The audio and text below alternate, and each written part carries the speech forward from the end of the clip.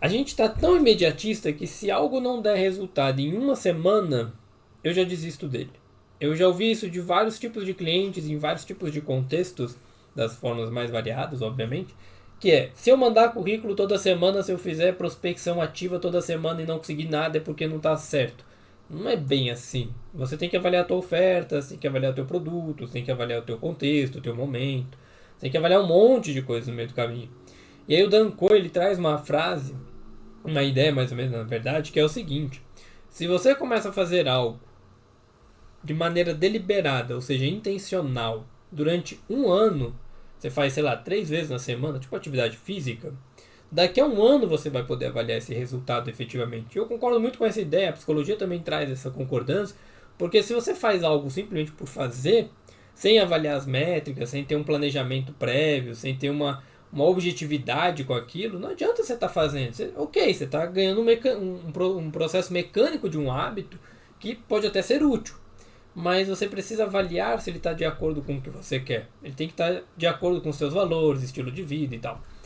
E aí, continuando a ideia do Dan Coe, ele traz isso. Se você faz durante um ano de prática deliberada, 3 vezes na semana, você vai poder ficar bom em algo daqui a 5 anos.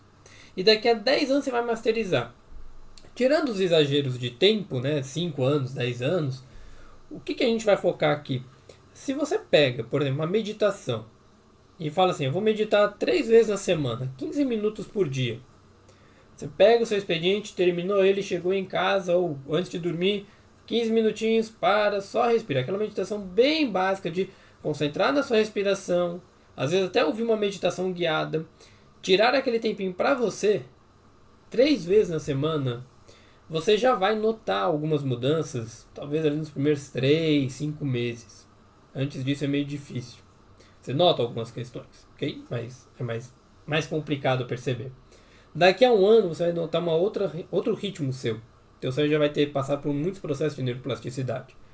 Daqui a 5, 10 anos isso virou seu estilo de vida.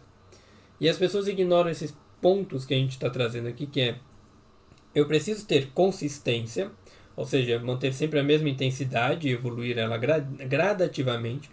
Eu preciso ter constância, manter o mesmo ritmo de atividade, porque não adianta eu querer fazer um monte de coisa ao mesmo tempo e no meio do caminho parar. Não adianta eu falar, vou meditar a semana inteira, eu medito uma semana inteira, beleza, segunda, sexta, chega sábado, domingo e a outra semana eu não faço mais nada, porque não vi resultado, não vi mudança, e aí depois eu quero voltar com tudo, e agora não, agora eu vou meditar 1 hora por dia, e você não tem a prática de meditar 15 minutos. Não adianta.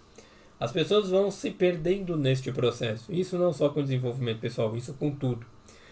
Uma coisa que eu falo para os meus clientes, por exemplo, quem trabalha como CLT ou até mesmo funcionário público em alguns lugares, se você quer crescer dentro de uma área, não só dentro da empresa, mas dentro de uma carreira, de uma profissão, você vai ter que respeitar um tempo de desenvolvimento. Isso implica em fazer o seu trabalho bem feito, fazer cursos e formações que te deem a certificação necessária para o mercado reconhecer você. Ah, mas não é importante o certificado.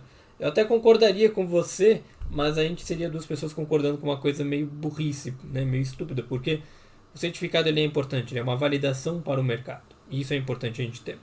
E aí dentro desse processo é o que eu falo para eles, você precisa ter o seu tempo de carreira, ter as suas certificações necessárias e ter bons contatos, queira ou não, você vai ter que ter bons contatos lá dentro para você poder se desenvolver, para você poder ganhar mais oportunidades. E a gente esquece o quanto essas coisinhas simples do dia a dia fazem a gente evoluir. Se eu quero, por exemplo, aprender a fazer copy, virar um copywriter, eu preciso sentar todos os dias e intencionalmente fazer pelo menos umas 5 peças de copy. Daqui a um ano eu vou ter um portfólio muito bom. Eu preciso fazer uma prospecção ativa e intencional de chegar para algumas pessoas que eu tenho interesse, para algumas empresas e falar, olha, estou começando o meu trabalho, eu posso fazer com vocês? Eu posso pegar um período de experiência? Eu posso pegar um texto seu, fulano, e a gente faz ali alguma coisa legal? Eu preciso ter uma iniciativa sobre o processo e fazer aquilo de maneira consistente, de maneira rotineira. Porque sem isso, eu vou fazer as coisas, só que eu não vou ter evolução nenhuma. E eu vou sentir que nada dá resultado. Se eu tenho um produto e eu preciso fazer com que ele venda, eu preciso ofertá-lo. E saber fazer essa oferta. Só que para eu fazer essa oferta da melhor forma, eu preciso ofertar.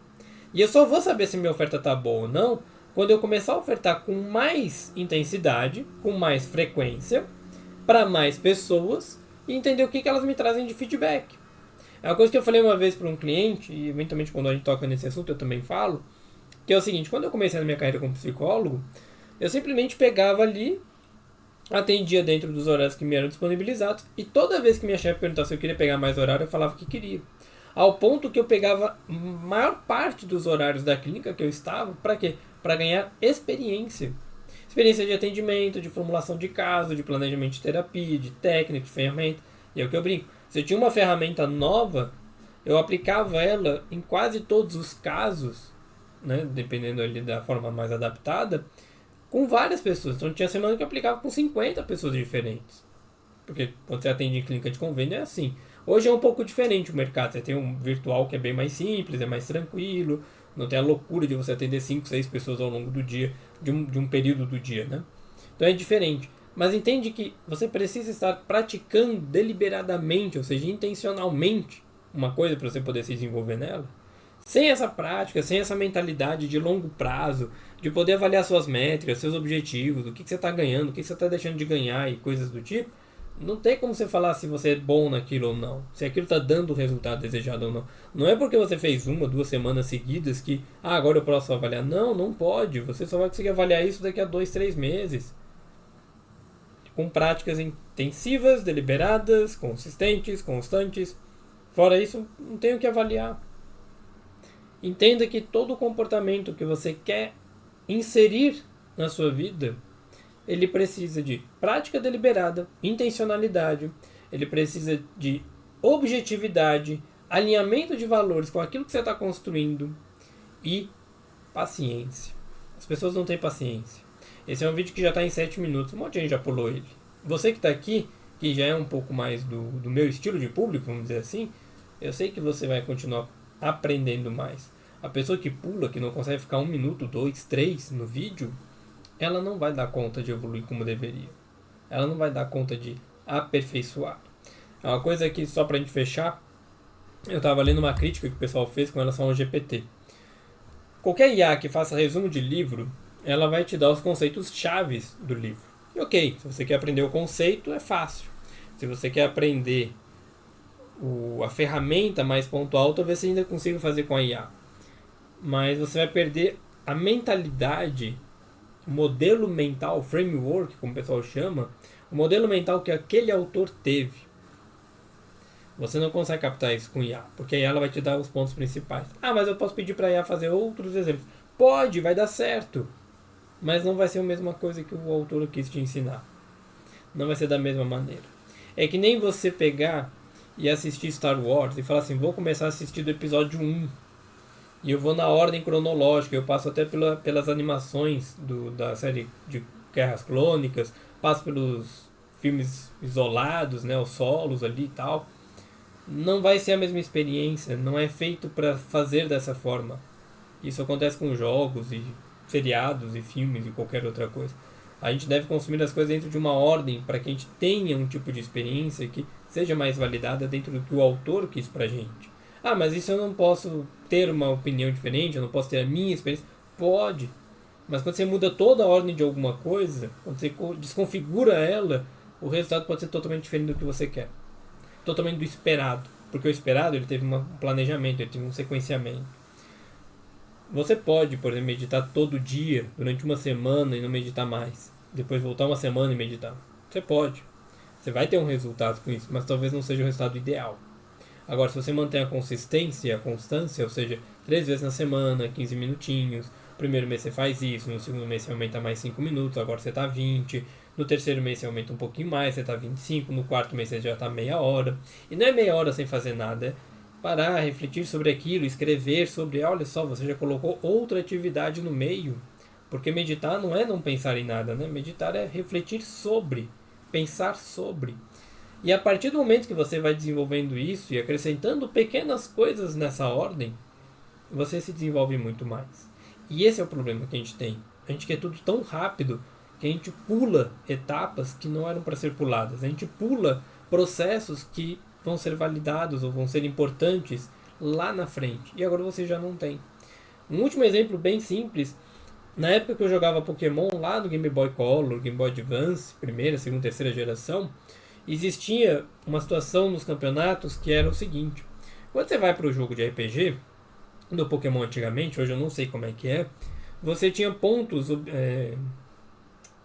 não obscuros, ocultos dentro do Pokémon, que era o seguinte: você tinha a batalha natural dele, no campo e tal, beleza, e ele ganhava level. No que ele ganhava derrotando outros Pokémons normais, ele ganhava um pouquinho mais desse ponto oculto. Isso aumentava um pouco mais os status que ele tinha.